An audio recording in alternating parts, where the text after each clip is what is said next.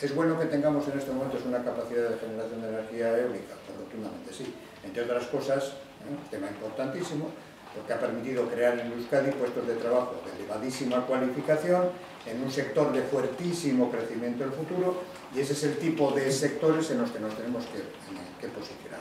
¿Esa va a ser la panacea? ¿El 100% de la energía puede ser no renovable, energía renovable en el futuro? Tengo muchas dudas.